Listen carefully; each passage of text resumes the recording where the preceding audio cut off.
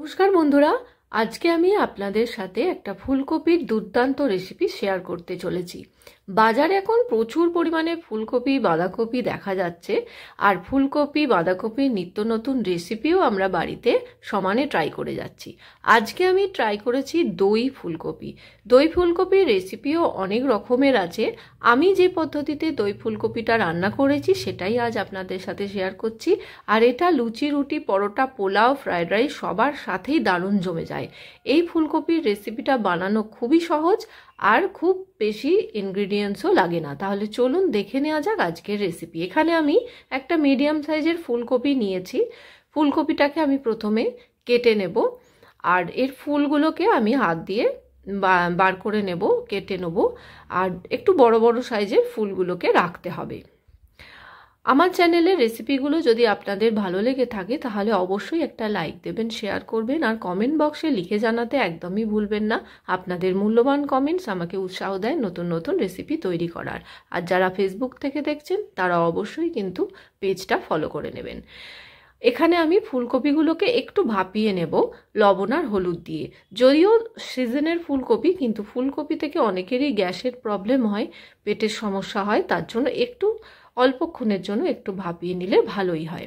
এবার একটু মশলা তৈরি করে নেব একটা। এটা হচ্ছে দু চামচ, বড় চামচে 2 চামচ পোস্ত দিলাম, আর বড় চামচে 2 চামচ আমি সাদা তিল দিচ্ছি, আর একটা লঙ্কা এর মধ্যে দিচ্ছি। শুকনো প্রথমে গ্রাইন্ড করে নিয়ে তারপর সামান্য একটু জল দিয়ে একটা মিহি পেস্ট তৈরি করে নেব। এটা হচ্ছে টক দই। এখানে আমি প্রায় 2.5 টেবিল স্পুনের মতন টক দই ফেটিয়ে নিয়েছি। তার মধ্যে যে মশলাটা আমি বেটে নিয়েছিলাম সেটা এর মধ্যে দিয়ে দিলাম। দিয়ে দিচ্ছি এবার রেগুলার কিছু মশলা, 1/2 চামচের মতন হলুদ গুঁড়ো, 1/2 চামচ জিরে গুঁড়ো, 1/2 চামচের একটু বেশি হচ্ছে ধনে গুঁড়ো, আর রেগুলার লাল মির্চি, রেগুলার লাল লঙ্কার গুঁড়ো সেটা দিচ্ছি প্রায় 1/2 চামচ, আর কালারের জন্য দিচ্ছি কাশ্মীরি রেড চিলি পাউডার। মশলাগুলো দিয়ে খুব ভালো করে দইয়ের সাথে মিশিয়ে নেব। শীতকালে প্রত্যেকটা বাড়িতেই বাঁধাকপি ফুলকপি রান্না হতেই থাকে, তাই মাঝে মধ্যে নিত্য নতুনভাবে রান্না করলে একঘেয়েমি কেটে যায়। তো আজকে আমি তাই দই ফুলকপিটা একটু অন্যরকমভাবেই রান্না করছি। এবার আমি কড়াইতে সাদা তেল দিয়ে দিয়েছি। এই রান্নাটা সম্পূর্ণ সাদা তেলই হবে। এবার ভাপানো ফুলকপিটা আমি হালকা করে একটু ভেজে নেব।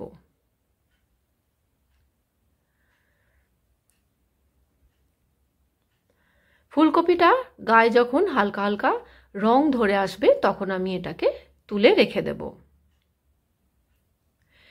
আরও একটু তেল আমি এখানে অ্যাড করেছি, দিয়ে দিচ্ছি গোটা গরম মশলা, 2টো এলাচ, 2টো লবঙ্গ, আর একটা দারচিনির টুকরো। ফোড়নটা একটু সামান্য ভেজে নিয়ে তারপর আমি বেটে রাখা, মিশিয়ে রাখা যে মিশ্রণটা ছিল বাটা মশলা সমেত, দই সমেত, সেই মশলাটা আমি এর মধ্যে দিয়ে দিলাম। দিয়ে ভালো করে একটু কষিয়ে নিতে হবে। ভালো করে কষাতে হবে, তবেই কিন্তু তরকারির টেস্টটা ভালো আসবে। আর আমি এটা ঢাকা দিয়ে দিয়ে কষিয়েছি। একটু জলও অ্যাড করেছি যাতে তলায় মশলাটা ধরে না যায়। কয়েক সেকেন্ড আমি ঢাকা দিয়ে রেখেছিলাম, প্রায় 1 থেকে 1 মিনিটের মতনই। দিয়ে আমি ঢাকাটা খুলে আবারও নেড়ে দিচ্ছি। এইরকমভাবে দু একবার আমি ঢাকা খুলে খুলে একবার করে নেড়ে দিচ্ছি। দেখুন মশলাটা কিন্তু রেডি হয়ে গেছে, কালারটাও দারুণ এসছে, তেল ছেড়ে দিয়েছে। এবার আমি ভেজে রাখা ফুলকপিগুলো দিয়ে দিলাম। ফুলকপির টুকরোগুলো দিয়ে মশলার সাথে খুব ভালো করে মিশিয়ে নিচ্ছি। খুব সুন্দর কিন্তু একটা গন্ধ ছেড়েছে। এবার দিয়ে দিচ্ছি পরিমাণ মতো লবণ। লবণটা দিয়েও খুব ভালো করে আমি মিশিয়ে নিচ্ছি। এবার আমি দিয়ে দেব পরিমাণ মতন জল। আমি যে বাটিটায় মশলাটা গুলে রেখেছিলাম সেই বাটিতে জলটা দিয়ে আমি মিশিয়ে দিয়ে দিলাম, আর দিয়ে দিলাম 2টো কাঁচা লঙ্কা। কাঁচা লঙ্কাগুলো চিড়ে না দিলেও হবে। জলটা দিয়ে ভালো করে আমি আবারও মিশিয়ে নিলাম মশলার সাথে। জলটা খুব বেশি দেব না, কারণ এটা আমি রুটির সাথে খাবো বা পরোটার সাথে সার্ভ করব, তাই জন্য আমি খুব বেশি জলটা দিলাম না। এবার ঢাকা দিয়ে আমি 5 মিনিটের মতন রেখেছিলাম। খুব বেশিক্ষণ রাখার দরকার লাগে না ফুলকপি।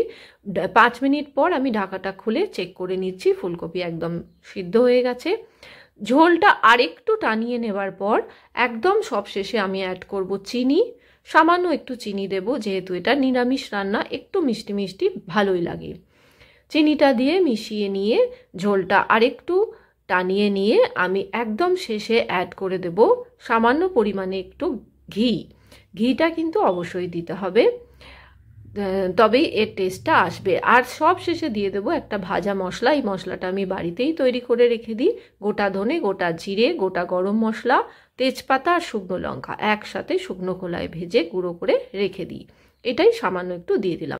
তো তৈরি হয়ে গেল আজকের রেসিপি, দুর্দান্ত স্বাদের দই ফুলকপি। অবশ্যই একবার আমি যেভাবে বানালাম ট্রাই করে দেখবেন। লুচি, রুটি, পরোটার সাথে কিন্তু জাস্ট জমে যাবে। ভালো লাগলে অবশ্যই লাইক দেবেন, শেয়ার করবেন আর কমেন্ট বক্সে লিখে জানাতে কিন্তু একদমই ভুলবেন না। আজকে এখানেই শেষ করছি। আবার একটা নতুন রেসিপি নিয়ে আপনাদের সামনে হাজির হয়ে যাব। ভালো থাকবেন, সুস্থ থাকবেন। ধন্যবাদ।